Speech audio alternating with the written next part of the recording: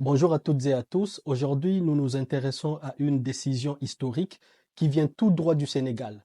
Le président Bassirou Diomaye Faye a annoncé la fermeture de toutes les bases militaires étrangères dans le pays. Et c'est dès cette année 2025. Cette décision marque un tournant majeur dans l'histoire du pays et soulève de nombreuses questions. Quel impact cela aura-t-il sur la souveraineté du Sénégal, sur sa sécurité et même sur ses relations internationales? Décryptons cela ensemble. Pour bien comprendre cette décision, il faut remonter à l'histoire du Sénégal. Après son indépendance en 1960, le pays a maintenu des relations étroites avec la France, son ancienne puissance coloniale. Ces relations incluent des accords militaires permettant à la France d'installer et de maintenir des bases sur le territoire. Actuellement, il y a environ 350 soldats français répartis sur trois bases à Dakar et dans sa périphérie, principalement pour des missions de formation et de coopération régionale. Mais pour le président Bassirou Diomaye Faye, cette présence n'est plus compatible avec l'identité d'un pays souverain. Écoutez bien ces mots. Le Sénégal est un pays indépendant, c'est un pays souverain et la souveraineté ne s'accommode pas de la présence de bases militaires dans un pays souverain. Cette déclaration est forte et résume l'esprit panafricaniste du président qui prône une rupture avec le système hérité de la colonisation. Ce qui se passe au Sénégal n'est pas un cas isolé. Plusieurs pays africains ont récemment remis en question leurs accords militaires avec des puissances étrangères. Le Mali, le Burkina Faso et même le Tchad ont demandé ou imposé le départ des troupes françaises ces dernières années. Ce mouvement traduit une montée de l'aspiration à l'autonomie stratégique en Afrique. Mais il pose aussi une question importante. Que se passe-t-il quand ces bases militaires étrangères partent? Le vide qu'elles laissent peut-il être comblé efficacement par des forces locales? Pour le Sénégal, le défi est d'autant plus grand que la région est confrontée à des menaces sécuritaires importantes, notamment liées au terrorisme dans le Sahel.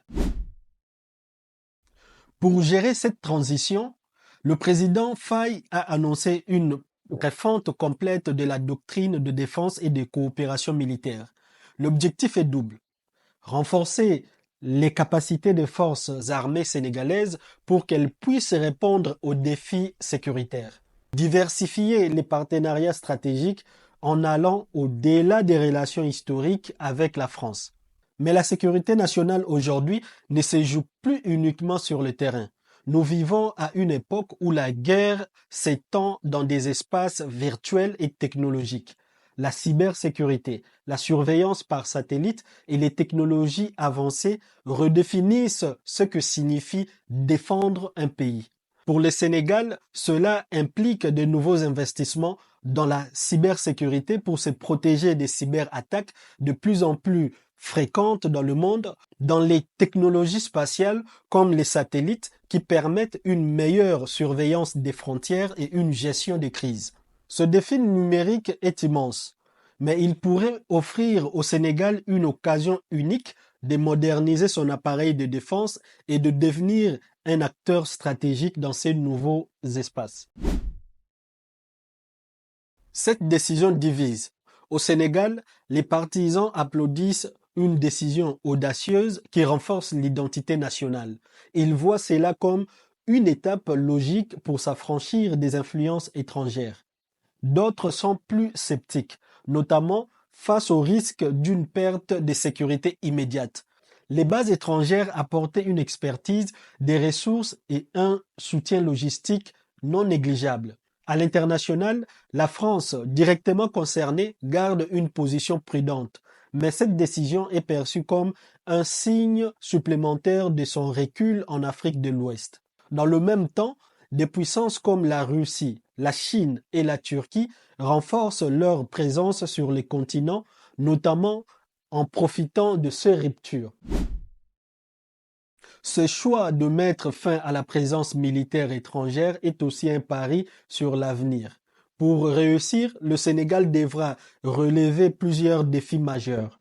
Construire une armée autonome capable de répondre efficacement aux menaces, maintenir des alliances stratégiques sans dépendre des anciennes puissances coloniales, investir dans l'innovation et la formation pour devenir un acteur de premier plan dans la défense numérique et technologique. Mais au-delà de ce défi pratique, cette décision est aussi un message fort.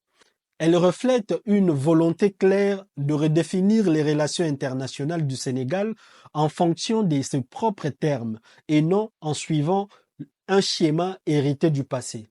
La fermeture des bases militaires étrangères au Sénégal de cette année 2025 est bien plus qu'un simple départ des troupes. C'est une déclaration d'indépendance renouvelée, une affirmation de souveraineté dans un monde en pleine mutation. Cependant, comme tout grand tournant, cette transition s'accompagne de risques et de défis. Le Sénégal devra prouver qu'il peut transformer cette vision en réalité en trouvant un équilibre entre autonomie et coopération stratégique. Et vous, qu'en pensez-vous? Cette décision est-elle un pas vers l'émancipation ou un pari risqué? Partagez vos réflexions dans les commentaires. Si cette analyse vous a éclairé, pensez à liker, commenter et partager cette vidéo. Abonnez-vous à Monsieur Afrique pour d'autres analyses sur les grands sujets qui façonnent notre continent.